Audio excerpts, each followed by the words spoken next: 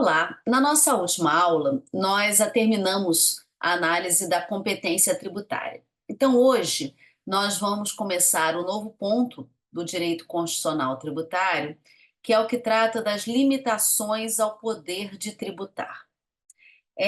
As limitações ao poder de tributar, elas estão todas previstas na Constituição Federal, até porque, como eu já disse, né, nas duas primeiras aulas, nas aulas que vieram até hoje, né, que nós tratamos de competência tributária, que esse é um tema constitucional. Então, na hora em que a competência está na Constituição, a repartição de receitas está na Constituição, então as limitações a esse exercício de poder de tributar, obviamente, também estarão na Constituição Federal. Aonde é que vocês vão encontrar esses artigos, né? Esses princípios, essas limitações? Nos artigos 145, parágrafos 1º, 3º e 4º da Constituição Federal. Então, o artigo 145, parágrafo 1º e parágrafo 3º e 4º da Constituição. E o 3º e 4º, eles foram introduzidos pela reforma, pela emenda constitucional 132 de 23. Além do 145, existem limitações ao poder de tributar nos artigos 150 da Constituição a 152, que é o capítulo das limitações, né? Então, 150 a 152 da Constituição Federal. Eu vou dar para vocês todas as limitações. Como eu já adiantei na aula passada, as limitações, elas englobam princípios constitucionais tributários explícitos e eles englobam também imunidades tributárias. Antes de eu entrar nos artigos, né, em cada princípio, eu gostaria de trazer alguns pontos que são comuns a todas as limitações, né? Algumas questões que são comuns. A primeira delas diz respeito ao disposto no artigo 146, inciso 2 da Constituição Federal. Esse artigo 146, ele diz o seguinte: cabe à lei complementar regulamentar limitações ao poder de tributar. Então, todas as limitações que nós vamos ver, todas as regulamentações dessas limitações, elas têm que estar previstas em lei complementar, porque é uma exigência, né, da Constituição, e esse artigo 146 é uma norma geral, tá? Então, ela vai se referir a todas. Então, nós vamos ver que isso é importante para a imunidade, porque teve uma discussão imensa para a imunidade, se os requisitos precisam, né, quando a Constituição exige requisitos para o gozo da imunidade, se esses requisitos teriam de estar em lei complementar. O entendimento do Supremo foi que sim, né, com base no artigo 146, inciso 2, porque a imunidade é uma limitação ao poder de tributar. Então, esse artigo, essa ideia é importante. Então, quando a gente for estudar legalidade, anterioridade, retroatividade, toda vez que tiver uma lei complementar, e no caso dos princípios, a lei complementar é o CTN, né, eu vou destacar os artigos. Tem algumas limitações que não estão regulamentadas, mas se eu tiver, à medida que a gente for analisando um a um, eu vou trazer para vocês a regulamentação respectiva, né, a lei complementar que trataria da temática. Uma outra observação que também é genérica, que eu acho que é importante, é a seguinte: o Supremo Tribunal Federal entende que as limitações ao poder de tributar são garantias individuais dos contribuintes e responsáveis, ou seja, do sujeito passivo. São garantias individuais.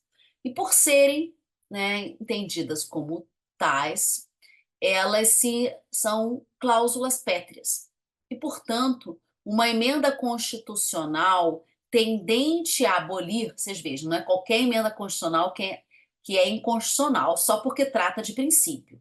Ela vai ser inconstitucional se ela for tendente a abolir uma limitação, né? Essa inconstitucionalidade está no artigo 60, parágrafo 4º, inciso 4º da Constituição Federal. Artigo 60, parágrafo 4º, inciso 4º.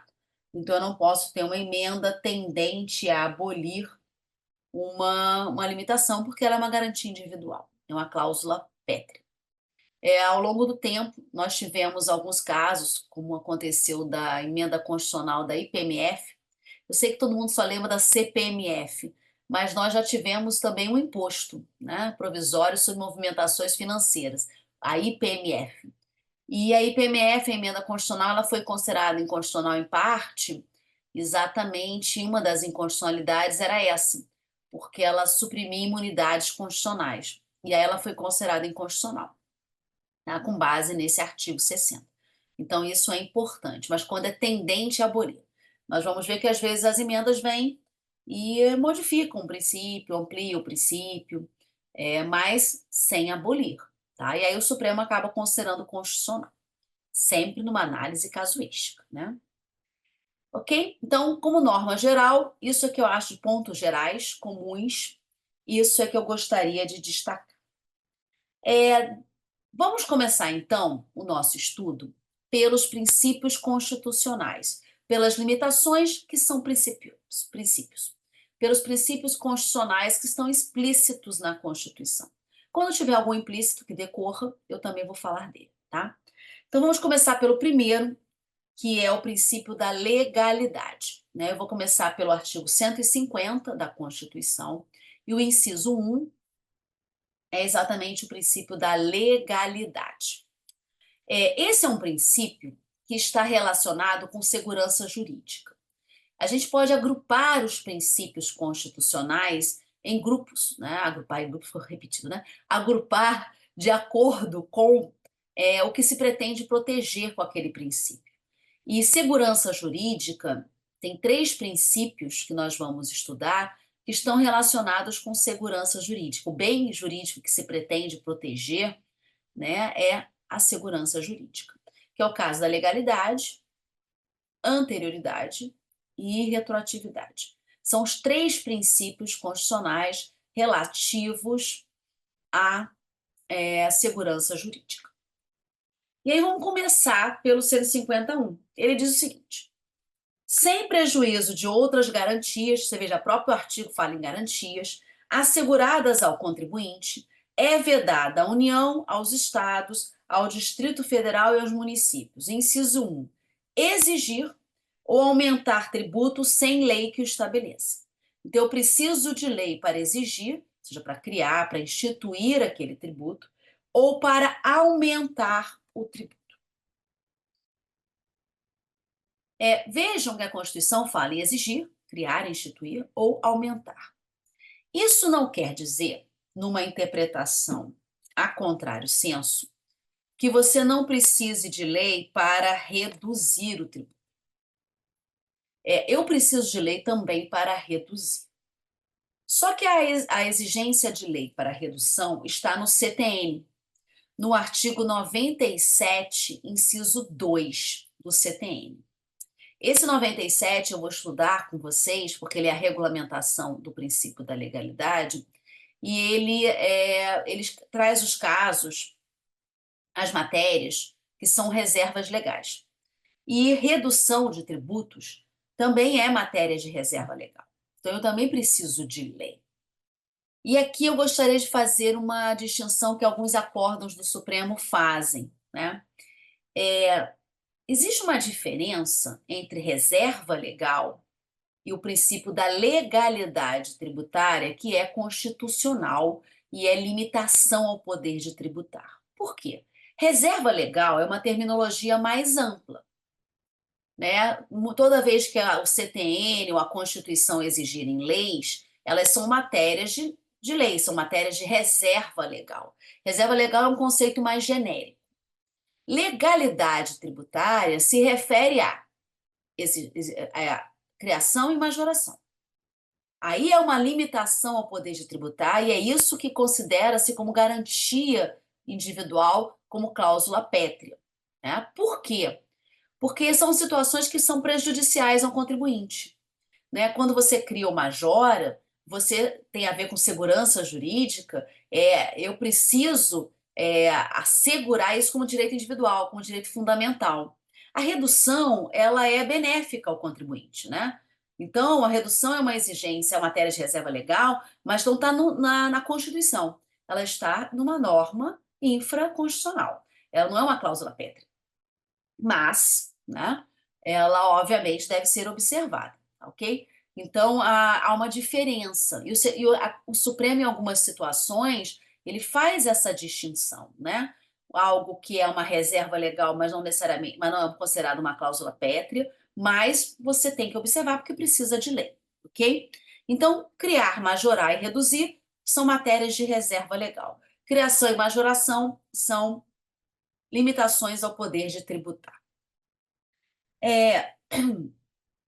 Esse princípio, no entanto, ele tem exceções, que são todas constitucionais, né? E aí eu vou dar para vocês as exceções à legalidade. Vocês vão ver que alguns artigos falam em redução sem lei, né? Ou seja, são casos onde eu não preciso de reserva legal. Mas a doutrina cita como exceções à legalidade, porque também envolvem criações, alguns casos majorações, né? Alterações. Então eu vou dar para vocês o que a maior parte da doutrina considera como exceção, né, ao princípio da legalidade. Então, primeira exceção. Artigo 153, parágrafo 1º da Constituição Federal. Então, artigo 153, parágrafo 1º. O artigo 153, ele trata de impostos federais, então vamos ver o parágrafo 1º, que vai, obviamente, tratar de impostos que são da União. Parágrafo 1º. É facultado ao Poder Executivo, atendidas as condições e os limites estabelecidos em lei, então não é uma exceção, vamos dizer assim, ampla, ela vai observar limites e condições previstas em lei, alterar as alíquotas dos impostos enumerados nos incisos 1, 2, 4 e 5. Quais são esses impostos? São 4 impostos federais, que são importação, exportação, IPI e IOF. Primeiro ponto. Esses 4 impostos, importação, exportação, IPI e IOF, eles têm algo em comum, porque eles têm o que a gente chama de finalidade extrafiscal. O que é uma finalidade extrafiscal? Diversos impostos têm finalidades extrafiscais, né?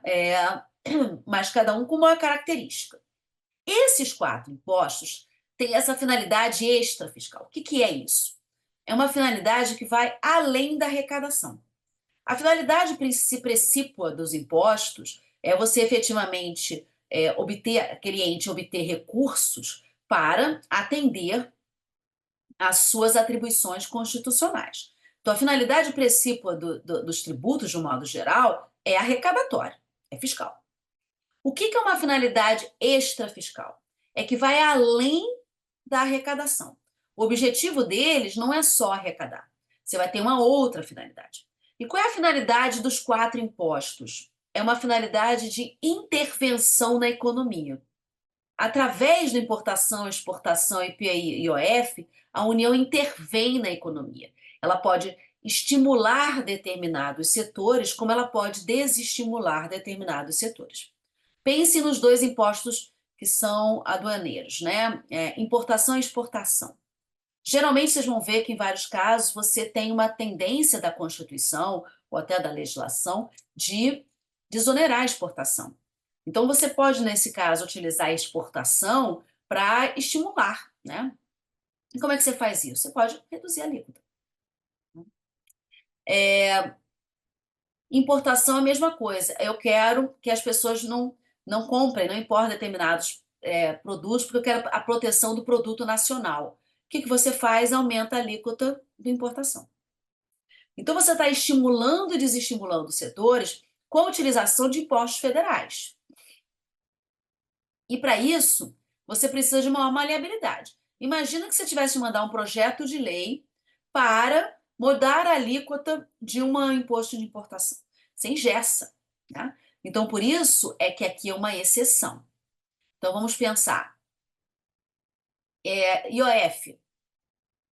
É muito comum a União utilizar, né, o IOF para, no caso, a IOF câmbio, né, que incide sobre câmbio, para estimular ou desestimular as pessoas a comprarem no exterior. Então, eu gosto sempre de dar um exemplo, né? Antigamente, né, as pessoas iam para o exterior e compravam muito com cartão de crédito. E aí a União, querendo desestimular, para poder estimular o produto nacional, né, desestimular a compra internacional com cartão de crédito, ela vai e aumenta a alíquota do IOF. Aí o que as pessoas fazem, né? Nós somos criativos, o brasileiro é um povo criativo, ele foi lá, tributação elevada, povo criativo, criatividade, a gente foi lá e começou a comprar, as pessoas começaram a comprar no exterior com cartão de débito. Vocês devem se lembrar, e até hoje é assim, muita gente estimula, né? Os bancos, vamos ter cartões de débitos, contas internacionais. Por quê? Porque o IOF do cartão de débito é mais baixo. O que que a União foi lá e fez? Aumentou a alíquota do IOF câmbio para cartão de débito. Então, através do IOF, especialmente aqui nos meus exemplos são todos IOF câmbio, você consegue estimular ou desestimular determinadas atividades, determinadas atuações, né? Então, você precisa de maleabilidade. IPI é a mesma coisa, é muito comum a alíquota zero no IPI. Vocês vejam, alíquota zero. Então, eu quero estimular a venda de veículos. Aí você bota lá a alíquota zero do IPI. Ah, eu quero estimular a venda de geladeiras, produtos brancos, né, que são os básicos. Então, eu vou lá, abaixo a alíquota do IPI e chega a zero no IPI. Então, vocês vejam que são 4 impostos que você precisa de maleabilidade por força dessa finalidade extrafiscal, né? E aí são exceções à legalidade, por quê? Porque vocês vejam, ele começa, é facultado ao Poder Executivo. Através de ato do Poder Executivo, que não é lei, o Poder Executivo Federal ele pode alterar. Vocês vejam que o verbo do parágrafo primeiro é alterar. Alterar é para mais e para menos. Ele pode chegar a uma alíquota zero, depois aumentar para alíquota de 1, 2, ok? Então, é uma possibilidade de, através de um decreto, ou às vezes um ato inferior a decreto, não precisa ser decreto. Porque ele começa, Poder Executivo. Ele não diz, é facultado ao chefe do Executivo. Decreto é ato do chefe do Executivo. Mas ele diz, Poder Executivo. Então, por exemplo, nos impostos federais, as alterações são feitas por atos inferiores a decretos, por atos do ministro da Fazenda, por exemplo. Então, não precisa ser decreto, né? Então, você vai e tem alteração para mais ou para menos, você mexe nas alíquotas através de um ato que não é legal. Mas vocês vejam, as condições e os limites estão estabelecidos em lei. Então, por exemplo, na lei do IPI, o limite dentro do qual o Poder Executivo vai poder alterar as alíquotas sem decreto está na lei. Então, na lei do IPI vai dizer assim, olha, você pode alterar a alíquota de 0 até 2 sem necessidade de uma lei. Aqui são os meus limites. E aí o executivo baixa para 0, aumenta para 1, depois vai para 2. Isso tudo por meio de um ato inferior à lei, por decreto, por resolução. Desculpa. Desculpa, acabei engasgando. E por um ato inferior à lei, que você vai dando flexibilidade. Eu estimulo durante 1 mês, 2 meses, depois eu volto para a alíquota usual e assim por diante. Ok? Para cada imposto, eu vou ter os limites. Né? O IOF vai ter os seus limites, o IOF câmbio vai ter seus limites, e assim por diante. Ok? Então, isso é importante. Uma outra observação, vocês vejam que é a alíquota. Isso cai muito em concurso de múltipla escolha, certo e errado, para a área federal, mas também para outros concursos.